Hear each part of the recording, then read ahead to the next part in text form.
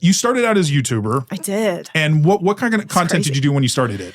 Well, so kind of funny story. When I first started off doing YouTube, it was because I was a really shy person. And I used YouTube to get comfortable, like talking to people, even though I wasn't really talking to people, you know, but like getting comfortable just being in front of the camera, saying things like public speaking, all that kind of stuff. So I just started off talking about things that I was interested in, like comics, anime, and just like nerdy activities like that. And yeah, and it was just a really fun way to kind of jumpstart my career. Yeah.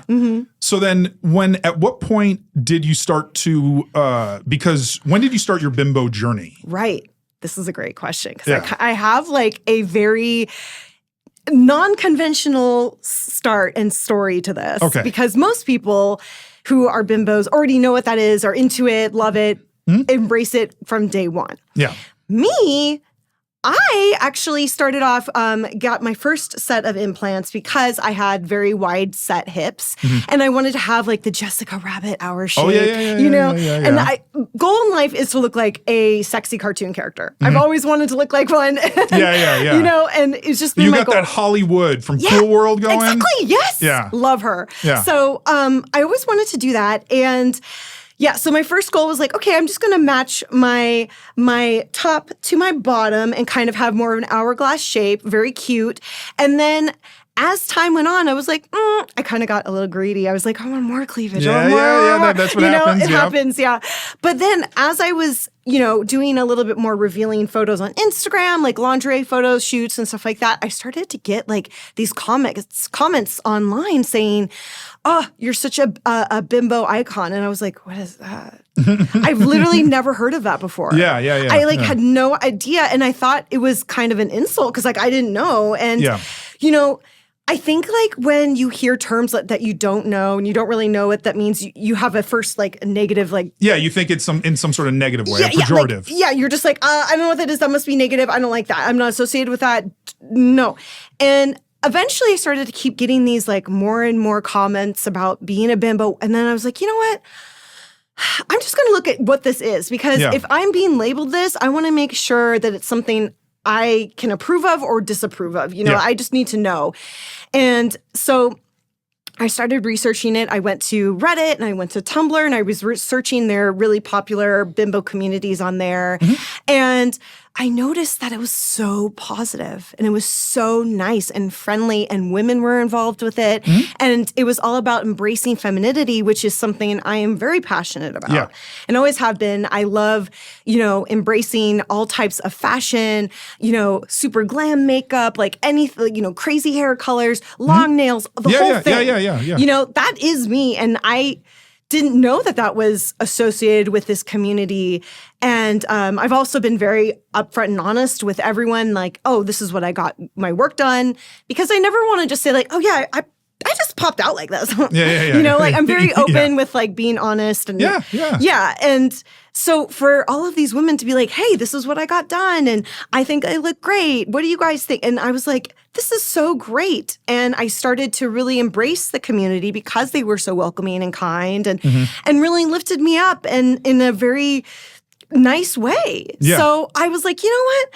I think actually being a bimbo is a great thing. And that community filled with so many positive people really kind of changed my mind on that. You know, because it's also something that I'm passionate about as far as like, when I was in high school, anything makeup, feminine, pink, bad. You know, because like you have this societal idea that like, the girl all in pink has no brain and she must be a vapid, horrible human. I'm going to go to the library because I'm smart. And while I do consider myself a very smart, intelligent person, I now see that is so dismissive and cruel of us to dismiss anything that is like slightly non-masculine as like lesser or bad or whatever. And here's a community, the bimbo community, that actually says these are all valid things. These are wonderful things. We should celebrate all of these things because they are uniquely feminine and that is powerful.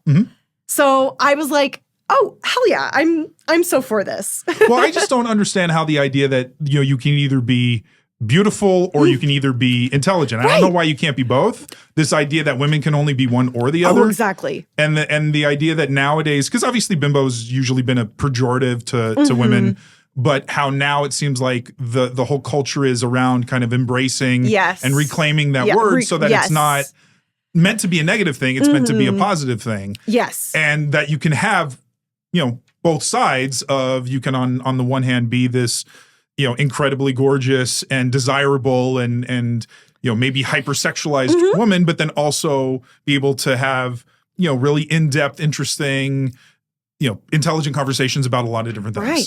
Oh, totally. So, and it's interesting because I'm like, the fans that you have, like, do you get ones that are like, obviously maybe the looks draw them in, but then they're like, wow, you're so awesome, or you have so much, interesting things to talk about. Yeah. Okay. Like I feel like, a lot of my peers, my other model friends, that aren't necessarily like considered bimbos, but are just like, very sexy women online. They have a very, like they often say things like, oh, I wish my fan base was more nice to me, or like, oh, I had to block another person on OnlyFans for being really mean and disrespectful or whatever. Yeah. I rarely, if ever, like maybe I will block 1 to 2 people a year. Wow. On OnlyFans for being like not respecting me. I feel like because I have such a strong tie to the bimbo community, which already seemingly, of course, there's always an outlier. Okay. I know I hear the comments already being like, but actually there's always people. I get it. But in my view, there seems to be a more positive, consenting and kind fan base that I am so lucky to have fallen into, that where I will get comments daily saying like, wow, thank you so much for the content that you film, because at the end of the day, when I look at your hot videos, whatever, I get relief, I get joy, I get happiness. And then I am so happy to give that to someone. Yeah. To be the highlight of someone's day in a positive way, in a way that we both consent and it's all good, is wonderful. And especially, I think the world needs more bimbos now than ever.